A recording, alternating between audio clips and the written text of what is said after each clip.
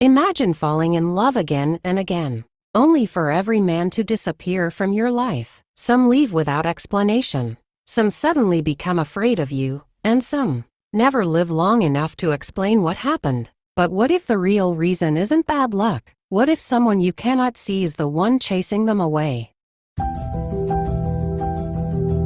Amara was the kind of woman people noticed the moment she walked into a room. She had warm brown skin that glowed in the sunlight, soft eyes that carried kindness. In fact, many men wanted to be the one standing beside her at the altar.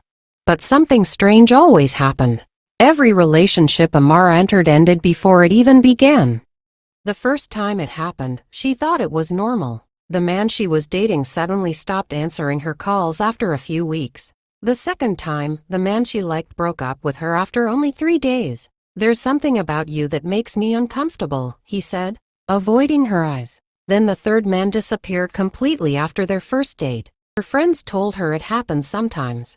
Amara didn't understand what he meant. The people started whispering. Some said she was unlucky. Some said she scared men away. Some even joked that maybe she was too beautiful for men to handle. But the truth was far more frightening. Because every night, Amara had the same dream. In the dream, a tall man stood in a place she could never recognize. The air around him was strange and quiet, like the world had paused. She could never clearly see his face, but she always felt his presence. The first time she saw him, he spoke softly. "You belong to me." Amara woke up shaking. She convinced herself it was just a dream.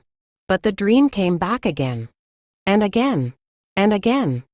As Amara grew older, she tried to live normally. She went out with friends, focused on her career. Until the day she met Emmanuel. Emmanuel was different from every man she had ever known. He had a calm confidence about him. The kind that made people feel safe just standing near him. When they first met at a small gathering, he noticed the sadness in her eyes. "You look like someone carrying a heavy story," he told her gently. Amara laughed nervously and tried to brush the comment away. But something about Emmanuel made it difficult to hide the truth. After weeks of friendship, she finally told him everything.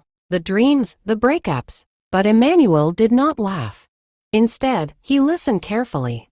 Then he said something that surprised her. "Some battles are real even if people cannot see them." That night, Amara had the dream again. The mysterious man appeared as usual. But this time something was different. Emmanuel suddenly appeared beside her in the dream. The air felt tense, like two unseen forces had collided. The dream man spoke with anger for the first time. "She belongs to me." But Emmanuel stepped forward calmly. "No," he said firmly. "She belongs to herself." For the first time in all the years Amara had these dreams, the mysterious man stepped back. Amara woke up in silence, realizing something she had not felt in years. Peace. Months later, surrounded by friends and family, Amara stood in a beautiful white dress. Tears filled her eyes as she looked at the man standing beside her. Emmanuel. The man who refused to run away. The man who believed her when no one else did. As they held hands and promised to build a life together, Amara finally understood something important. Fear can hold someone prisoner for years. But courage, love, and faith can sometimes break chains that once seemed impossible to escape. And from that day forward, Amara slept peacefully, knowing that the life she once believed was impossible had finally begun.